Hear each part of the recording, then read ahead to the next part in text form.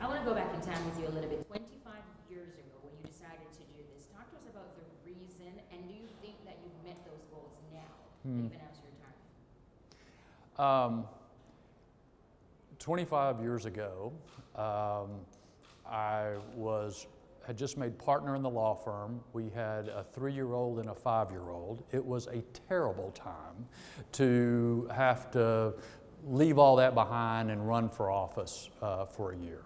But I did so because I felt like the person who had the job was not being honest with people. He said he was going to vote one way, did another, and that's really what motivated me to run. If there's one thing I hope that people feel after 25 years is that I've shot straight with them. I told them what I thought, whether they agreed or disagreed. I mean, my goal all along has been to try to give the people of this area the representation they deserve. These are wonderful people, as you all know. And if I can reflect their goodness, even in the chaotic situation of Washington, then I will be satisfied. And so I don't know if I achieved that, but that's been my goal. Okay, for me, if we can't help but to notice that you're the 6th Republican incumbent who's not seeking re-election, what do you think that this means for the Republican, the state of the Republican Party?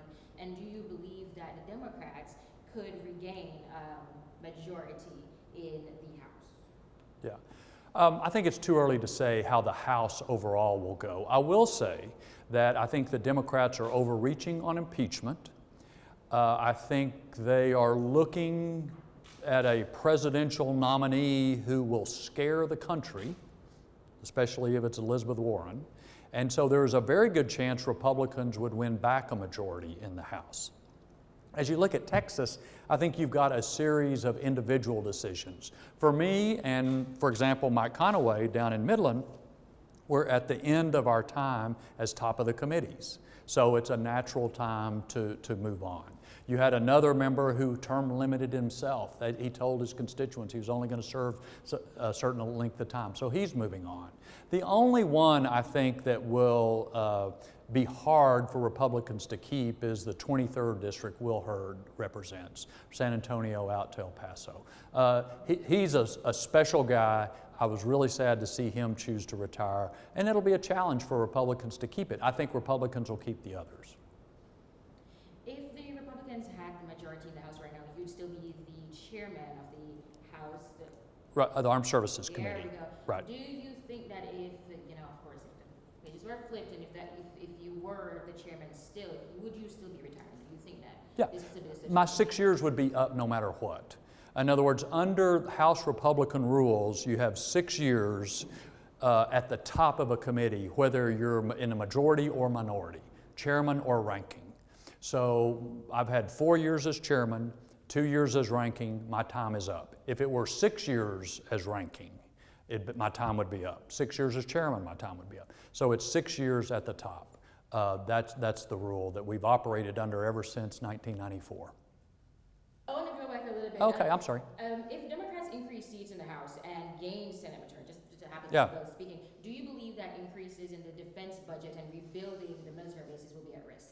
Oh, yeah, it'll be a challenge. I have been proud that during the 4 years that I was chairman, we had bipartisan support for increasing the military budget, restoring some of the readiness that we had lost, and increasing innovation so that we could catch up in some key areas where the Russians and the Chinese are ahead of us.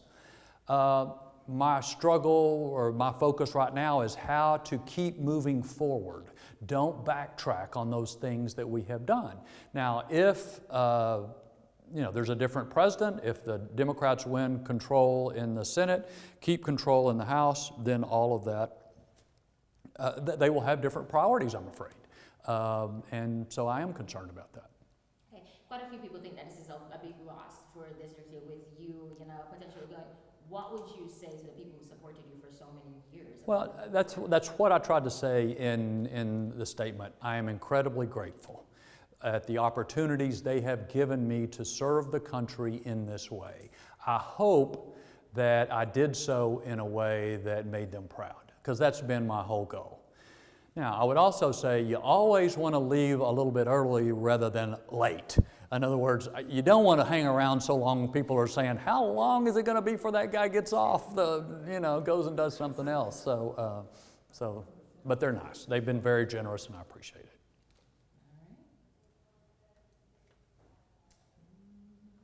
I have a question that makes Okay. me laugh. If you could remember the first time you campaigned, do you remember anything about that memorable, and how did it change over the years? Oh, the thing I remember most about the first campaign was walking door to door in Wichita Falls, Texas in the summertime. So Sally would take one side of the street, I would take the other side of the street, and you would go knock on people's doors. Most everybody was incredibly gracious. They were kind of surprised we were out there in the heat, but they were so nice. And I still have people to this day say, you came and knocked on my door. It made such an impression on them, but it really made an impression on me, and it's one of those things you just never forget. Obviously, since that time, I hadn't really had the time to go and walk door to door, and I had the advantage of getting better known so that I wasn't introducing myself quite as much as I was then. But that first campaign was very memorable. I knew that Wichita County was the key to the election, and we were able to win here and around the district.